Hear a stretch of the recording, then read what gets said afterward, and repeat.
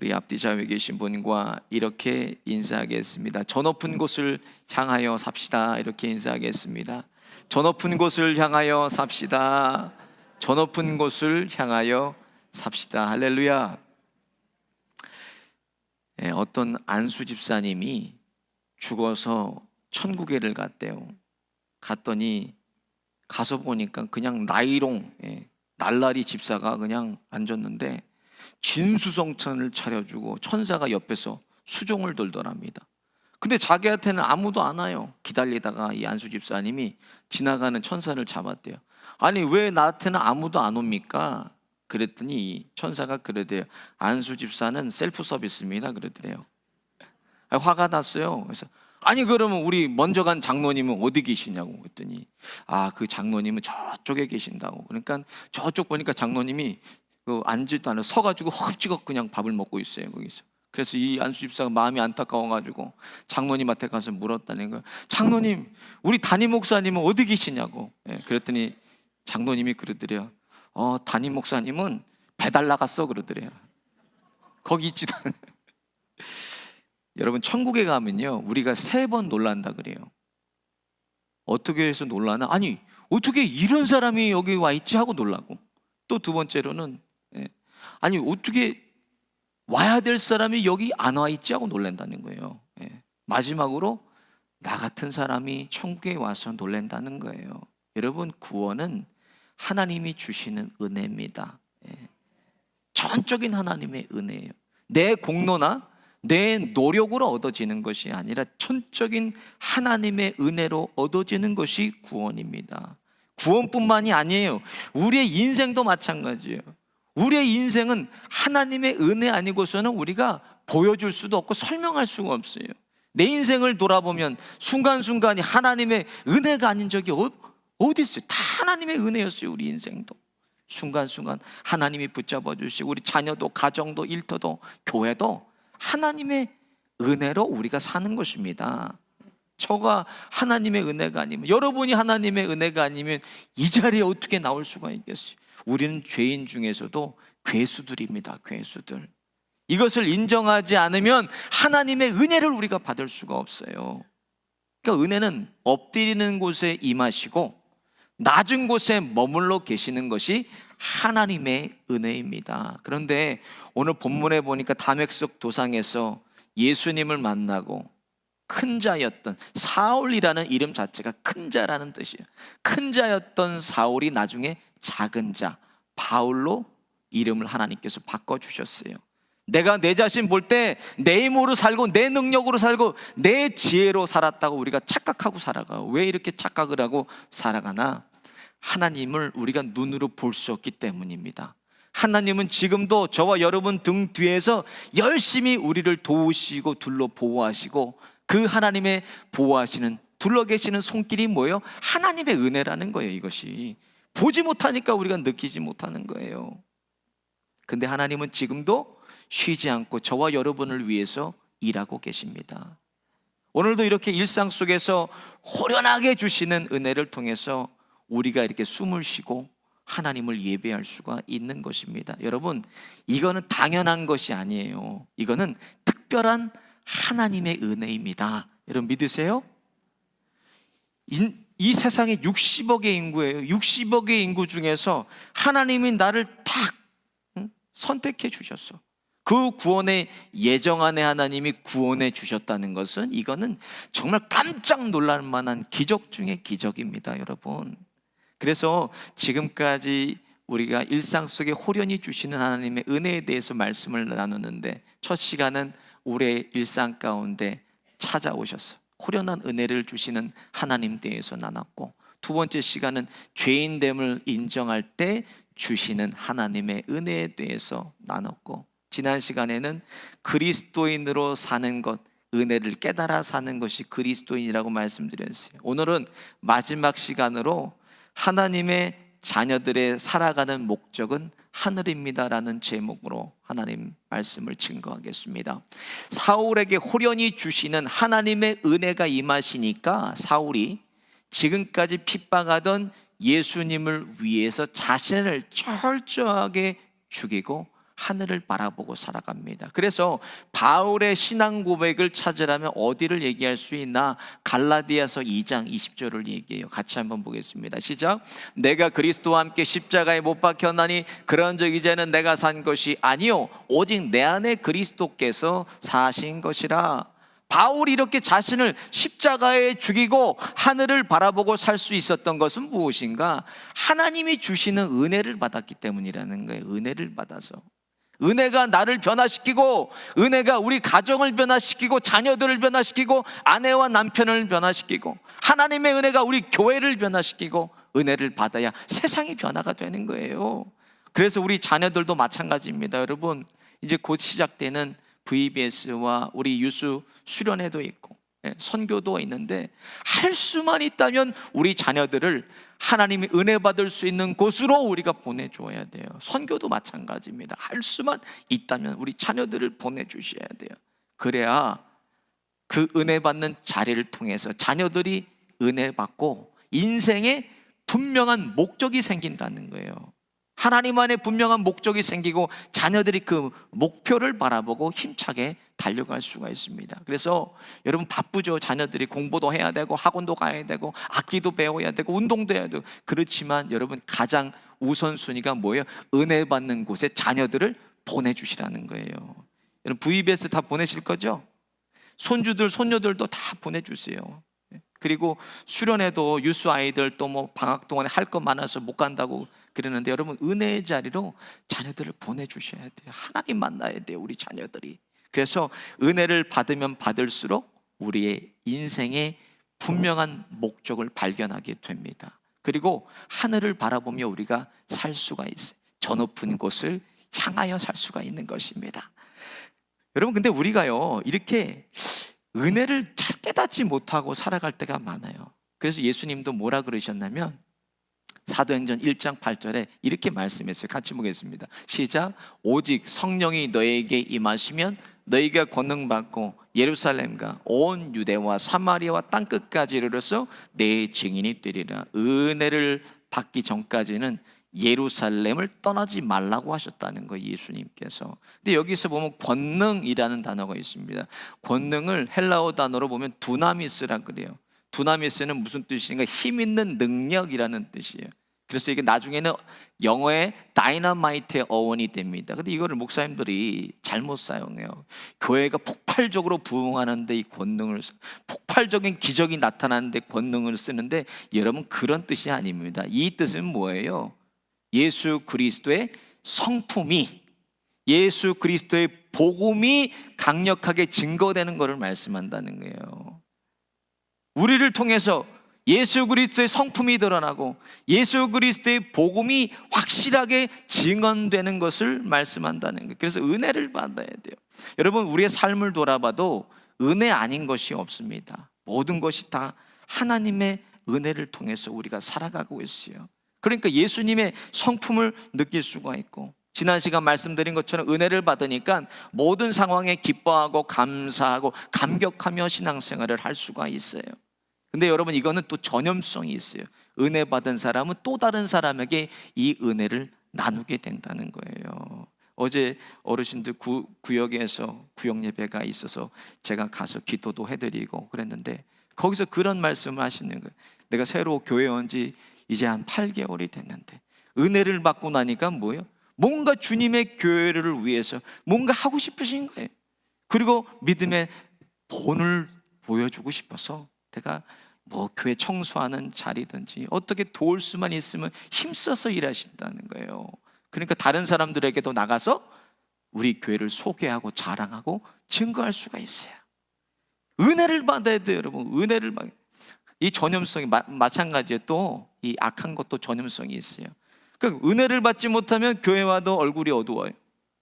은혜를 받지 못하면 늘 답답하고 교회 와도 한숨만 나옵니다. 말씀이 또 들려지지도 않아요. 그러니까 앉기만 하면 자꾸 부정적인 것들만 얘기하니까 이것도 악한 것도 또 전염이 됩니다. 그래서 우리 영혼이 하나님이 주시는 은혜를 받고 그 은혜 가운데 완전히 젖어 있어야 돼요. 그래서 바울이 우리를 이렇게 권면합니다. 고린도전서 12장 31절을 같이 보겠습니다. 시작. 너희는 더 큰 은사를 사모하라. 내가 또한 제일 좋은 길을 너희에게 보이리라 그랬어요. 은혜를 사모하라는, 더 큰 은혜를 더 크게 사모하라는 거예요. 여러분, 우리 기독교는 누가 뭐라 그래도 체험의 종교입니다. 이론이나 관념의 종교가 아니에요. 우리 기독교는 우리의 삶은 이론이 아닙니다. 여러분, 우리의 삶은 뭐예요? 실체라는 거, 실체. 그래서 신앙생활도 실체예요, 실체. 내가 신앙생활을 통해서 살아계신 하나님을 만나야 되고, 그 하나님이 나를 살아주시는 것, 여러분, 이것이 신앙생활이에요. 그러니까 기독교는 이론의 종교가 아니라 기독교는 실체의 종교라는 거예요. 그래서 히브리서 기자가 살아계신 하나님에 대해서 이렇게 기록했습니다. 같이 한번 보겠습니다. 히브리서 4장 12절입니다. 시작. 하나님의 말씀은 살아있고 운동력이 있어 좌우의 날선 어떠한 검보다도 예리하고 혼과 영과 및 관절과 골수를 찔러 쪼개기까지 하며 또 마음의 생각과 뜻을 감찰하시나니. 하나님은 지금도 저와 여러분에게 말씀하고 계십니다. 하나님은 내 삶 속에 하나님이 지금도 개입하고 계시고, 내 일상 속에서 하나님이 일하시고 역사하시고 저와 여러분을 살아주십니다. 그런데 왜 나는 이것을 느끼지 못하고 살아갈까? 왜 그런가? 실제로 내가 하나님을 체험하고 경험해 보지 못했기 때문이라는 거예요. 여러분, 남의 신앙생활 아닙니다. 저 사람의 신앙생활이 아니라 신앙생활은 나와 하나님과의 1대1의 관계라는 거예요. 내가 하나님을 경험해야 되고 내가 하나님을 체험해야 되는 거예요. 이것이 신앙생활입니다. 내 신앙생활을 해야 돼. 오늘 본문에도 전혀 하나님을 느끼지 못했던 사울이 예수님 만나고 직접 그 예수님 만난 상황을 그가 경험하면서 이렇게 고백하게 돼. 같이 한번 오늘 본문 말씀 3절부터 5절까지 보겠습니다. 시작. 사울이 행하여 다메섹에 가까이 가더니 홀련히 하늘로서 빛이 저를 둘러 비추는지라. 땅에 엎드러져 들음에 소리 있어 가라사대 사울아 사울아 내가 어찌하여 나를 핍박하느냐 하시거늘 대답하되 주여 뉘시오니이까 가라사대 나는 내가 핍박하는 예수라. 우리 일상 속에서 하늘로부터 내려주시는 은혜를 내가 체험하지 못하고 아직도 경험해 보지 못했기 때문에 이걸 우리가 느끼면서 살 수가 없는 것입니다. 사도행전 2장에 보면 예루살렘 교회가 세워지는 것에 대해서 기록이 되어 있습니다.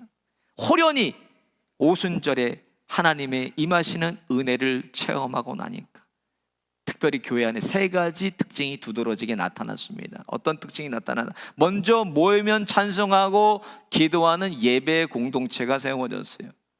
그리고 흩어지면 복음을 전하는 선교의 공동체가 세워지고 가진 것을 모두 나누는 교제하는 그런 성도의 공동체가 세워졌습니다. 이 은혜의 공동체가 되니까 삶의 모든 중심이 하나님 중심으로 바뀌게 됐다는 거예요. 삶의 중심, 땅만 보고 사는 인생에서 이제는 하늘을 보고 사는 인생으로 바뀌게 됐습니다. 그러니까 갈라디아서 2장 20절 후반부에 바울이 이렇게 고백합니다. 같이 한번 읽어보겠습니다. 시작. 이제 내가 육체 가운데 사는 것은 나를 사랑하사 나를 위하여 자기 몸을 버리신 하나님의 아들을 믿는 믿음 안에서 사는 것이라. 삶의 중심이 내 중심에서 이제는 하나님의 아들 예수 중심으로 삶이 바뀌었다는 거예요. 그래서 우리와 하나님과의 관계를 하나님이 이렇게 말씀했어요. 이사야서 43장 1절에 너는 두려워 말라 내가 너를 구속하였고 내가 너를 지명하여 불렀나니 너는 내 것이라. 또 7절에 내가 내 영광을 위하여 창조한 자를 오게 하라 그들을 내가 지었고 만들었느니라. 이렇게 말씀해 주셨어요. 하나님은 저와 여러분을 구원하셨고 하나님은 저와 여러분을 하나님의 영광을 위해서 창조하셨다고 말씀하셨어요. 그래서 그것을 깨달은 오늘 바울이 고린도 전서에 이렇게 성도들을 권면합니다. 고린도 전서 10장 31절에 보면 같이 보겠습니다. 시작. 그런즉 너희가 먹든지 마시든지 무엇을 하든지 다 하나님의 영광을 위하여 하라. 여러분, 먹고 마시는 일은 누구나 다 일상 속에 하는 것 아닙니까? 이건 뭐예요? 우리의 일상생활조차도 다 하나님의 영광을 위해서 살라는 거예요.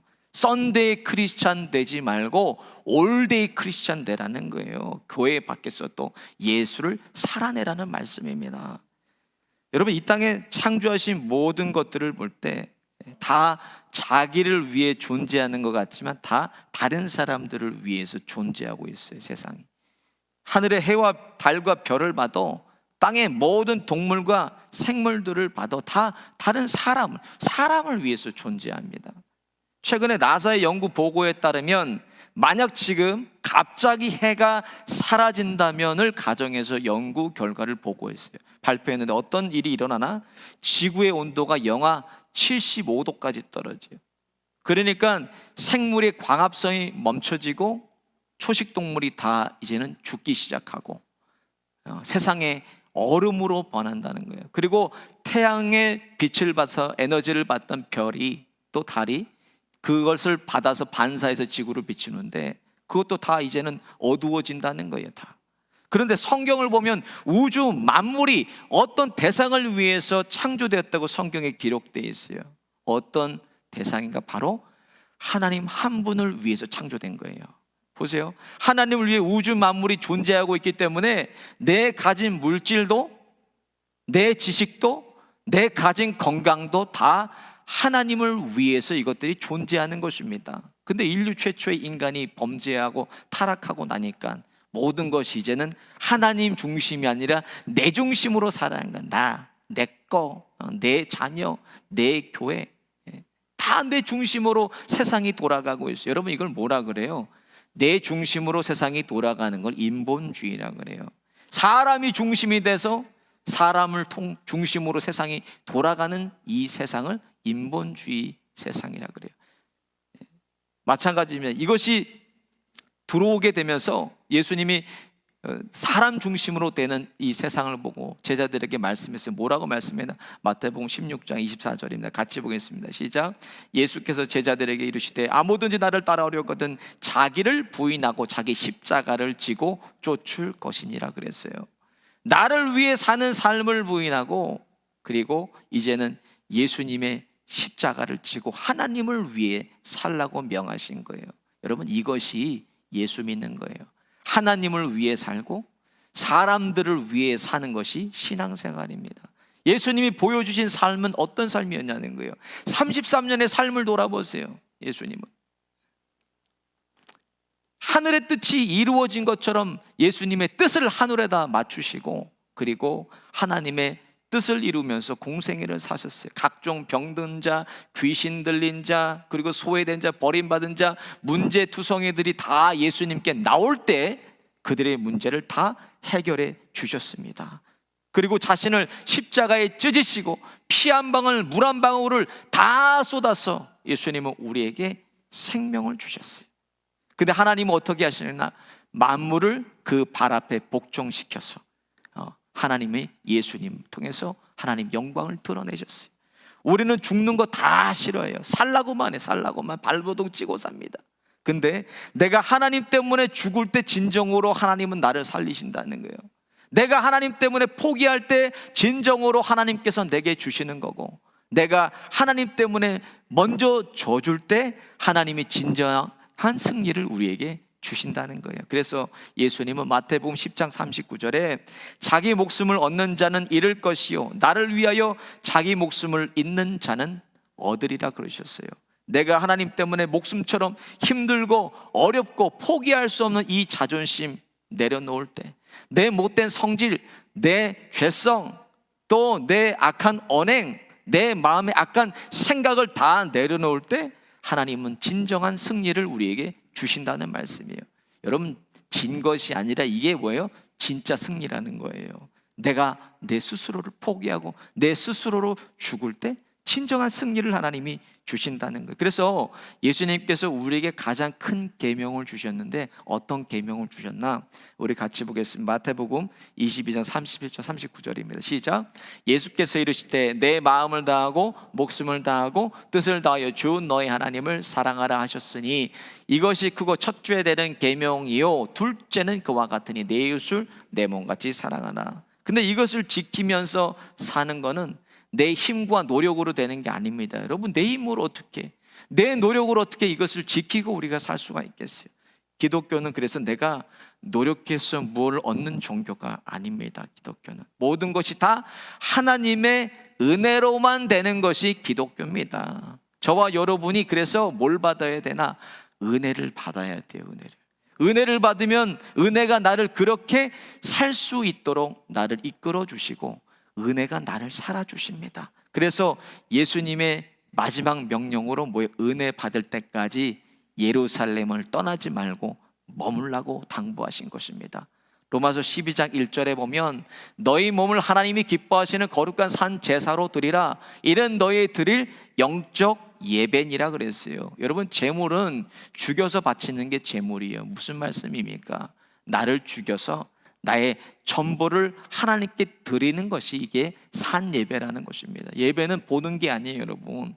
예배는 내 전부를 드리는 게 예배입니다. 그게 하나님 받으시는 진정한 살아있는 제사라는 거예요. 내 자신도, 가정도, 일터도, 삶도 전적으로 하나님께 드리는 것이 살아있는 예배라는 거예요. 하나님 입장에서는 받으시는 것이죠. 그러니까 하나님은 우리에게 무엇을 약속하시는가, 이것을 통해서 성경에 약속하신 것이 있어요. 열왕기하 4장에 보면 극심한 가뭄 가운데 남편 선지자가 죽어요. 그러고 빚을 져가지고 두 아들이 팔려가게 됐어요. 근데 성경에 보면 그 여인이 하나님을 경외하였다고 기록이 되어 있어요. 그러니까 하나님이 엘리사를 보내셔가지고 거기에 엘리사가 여인에게 무슨 남은 것이 뭐냐? 병에 기름이 조금 남았다고. 그러면 다 가서 그릇을 빌려오라고. 빌려오는 그릇마다 기름을 채우는데 그것이 가득가득 차요. 그래서 그 기름을 다 팔아서 두 아들에 대한 빚도 갚아버리고 생활을 하게 됩니다. 그리고 마태복음 6장 34절에 보면 그런즉 너희는 먼저 그의 나라와 그의 의를 구하라. 그리하면 이 모든 것을 너희에게 더하시리라 그랬어요. 조건이 없어요. 하나님을 먼저 구하고 살면, 하나님을 앞세우고 살기만 하면 하나님께서 너희 모든 필요를 다 채워주시겠다고 약속했어요.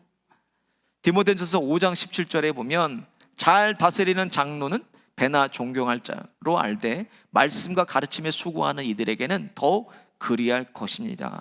하나님을 경외하고 하늘의 목적을 두고 살면은 사람들로부터 칭찬을 받고 사람들로부터 존경을 받는다는 거예요. 여러분, 사람들이요 안 보는 것 같지만 다 우리의 뒷모습을 바라보고 삽니다. 교인들도 마찬가지예요. 그러니까 우리의 뒷모습을 보고 하나님을 경외하고 저 높은 곳을 향하여 사는 성도들에게는 성도들 안에서도 칭찬받고 존경을 받는다고 기록이 되어 있어요. 마지막으로 계시록 2장 10절이에요. 같이 한번 읽어보겠습니다. 시작. 내가 죽도록 충성하라. 그리하면 내가 생명의 면류관을 내게 주리라. 아멘. 여러분, 이것보다 더 가슴 뛰는 일이 어디 있습니까? 내가 저 높은 곳을 향하여 살면은 하나님께서 하나님 나라에서 생명의 면류관을 내게 씌워 주시고 주님과 함께 영원히 왕노릇하면서 끝나는 것이 계시록 21장입니다. 이렇게 저와 여러분의 미래가 그렇게 끝나게 되고 그렇게 시작이 될 것입니다. 이 모든 약속의 말씀을 볼 때 제가 언젠가 또 여러분이 언젠가 하나님 앞에 섰을 때 하나님께서 물어보실 거예요. 너는 나를 위해서 무엇을 했는지, 그리고 다른 사람들을 위해서 무엇을 했느냐 하나님이 물어보실 때 저와 여러분 하나님께서 착하고 잘했다, 착하고 충성된 종이라고 칭찬하시는 저와 여러분 되시기를 예수님의 이름으로 축원드립니다. 오늘 말씀 생각하시면서 함께 찬양하고 기도하겠습니다.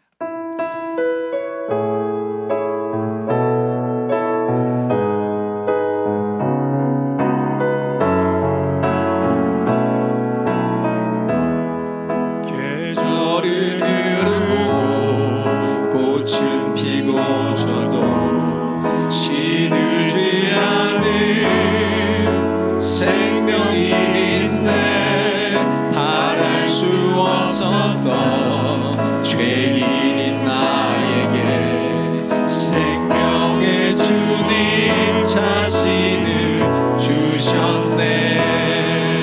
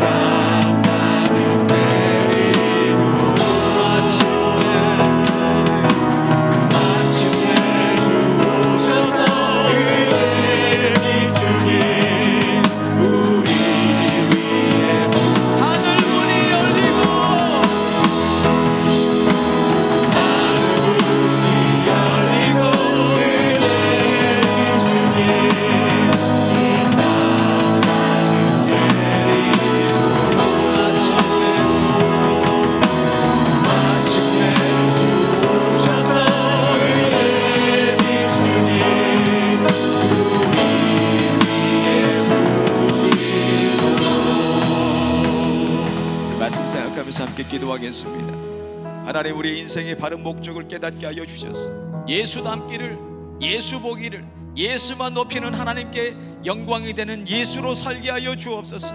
마지막 심판대 앞에 섰을 때 부끄럽지 않게 하여 주시고, 하나님을 위해, 교회를 위해서, 다른 사람을 위해 사는 복음에 합당한 삶을 살게 하여 주옵소서. 주여, 한번 부르짖고 함께 합심해서 기도하겠습니다. 주여